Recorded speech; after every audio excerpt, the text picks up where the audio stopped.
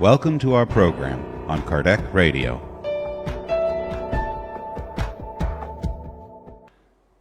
Hello dear friends, welcome back to Spiritism and the Media here on Kardec Radio.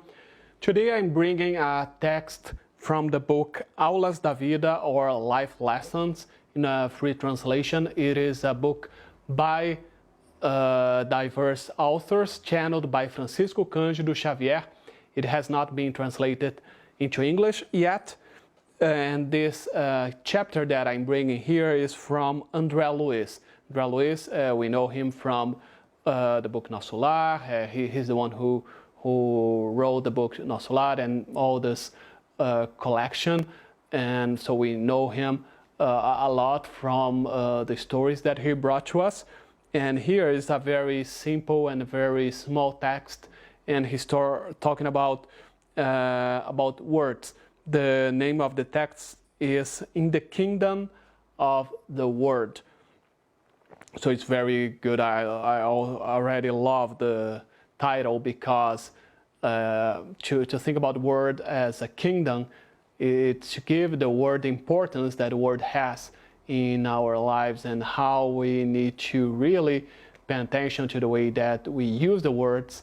And that's what and why I brought this lesson, because I wanted all of us to think a little bit, to reflect a little bit on how we use the words in our daily lives.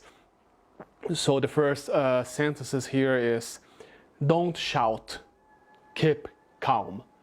So it's something that seems very simple that André Luiz is saying here to us, but many times in our daily lives we do not follow that. It's very easy in the world that we live today not to keep calm, to be nervous, to be anxious. And usually when we do that, we reflect that in the way that we talk to others, no matter if it is in person, if it is on the phone, if it is by sending a message, or by recording a video to post a video on YouTube, on Instagram. It's very easy for us, if we are nervous, if we are complaining about something, to shout, to yell, and to use the words that we were not supposed to use.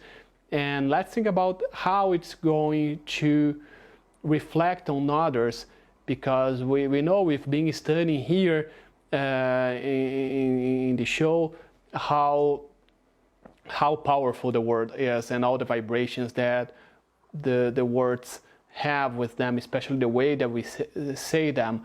So if we are shouting, if we are yelling, we are creating that negative environment as well, and we are sending those arrows towards others.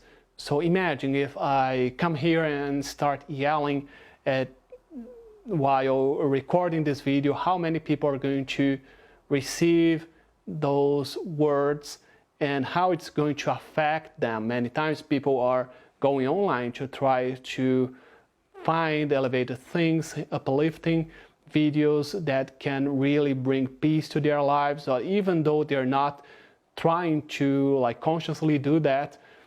We know that the best way we should use the social media and the media that we have today is to try to bring peace and to bring love to the world, like following Jesus' steps, as we always study, as we always say. So we do not see Jesus yelling at his disciples in the lessons that we read from the Gospel. So we should not, the same way, yell here when we are doing any kind of video, or we are doing any kind of message to spread the messages that we want to spread. So let's keep that. Don't shout, keep calm. It's very simple, but it's at the same time can be very hard for us to follow. And he also says, use your imagination without excess. Speak intelligently without displaying culture. So speak intelligently without displaying culture, without showing off. So we need to speak with the knowledge that we have, but it does not mean that we need to put other people's down, because it's also very common, it's very easy, it's a very easy path for us to follow, to try to show all the knowledge that we have studied, that we know more than others, and then we put other people's down. So he's saying here not for us not to do that. We can follow his books. For example, in the books by André Luiz, we see all the knowledge that André Luiz brings to us and all the information that he's bringing to us. So we see he speaks intelligently, but he's not showing off. We see how humble he is, especially when he is talking with others in the spirit realm, with the instructors that are there to teach him. So André Luiz is a good example of someone who brings us this knowledge without showing off, but in a very humble way. So we can also try to follow the way that he acts as we follow. For example, he follows the way that Jesus acts, because we see all the teachings that Jesus brought to us, the way that he spoke to the disciples, to the multitudes. He was always speaking in a very humble way, even though he had more intelligence and more knowledge than any of the ones around him. So respond serenely to any difficult question and avoid maleficency. So this is also a very hard one. We know today with so much gossiping going on, it's very easy for us to go to the path of gossip and to try to spread some news or to spread some information that may not be true, that may hurt others. It's a very easy path, but it's also a very dangerous one, because it's going to hurt others and to hurt ourselves. So André Luiz is saying here to avoid doing that and avoid comparison so that your verb does not hurt. Many times we do compare others and compare ourselves to others all the time, and it can hurt ourselves, it can hurt others, because each one of us, we are in a different level of evolution, and each one of us, we have our own past, we have our own tasks in our lives, our own trials. So we do not need to compare the trials, we do not need to compare the lives, our lives to other people's lives, because it's not going to be something that we can make some profit to ourselves, profit in a way that we will elevate ourselves by doing that. Because many times, like if we go to the Gospel according to Spiritism, the Spirits say about that in the chapter Be Merciful. They talk a little bit about that. And they say when like making this comparison, looking at other people's lives can be something good for us. Like in a way, if we do that in a way that we are trying to follow an example or to avoid some mistakes that other people do in their lives, so we avoid following that path. But many times when we compare, when do this comparison, as André Luiz is saying here, we can do that in a way to hurt ourselves and others.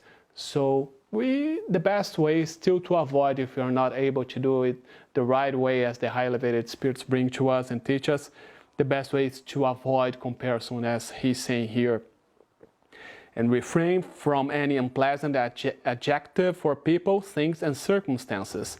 Save a smiling and friendly phrase for any unavoidable situation. So let's try not to put other people's down, and also always to have a smile on our face, to have an uplifting sentence to help with any difficult situations that we face in our lives, no matter if it is a situation that we face or other people is facing, but let's always try to bring those elevating words. And he finishes here saying, remember that Jesus bequeathed the gospel to us, exemplifying but also talking. So Jesus was talking all the time to the disciples, to the multitudes.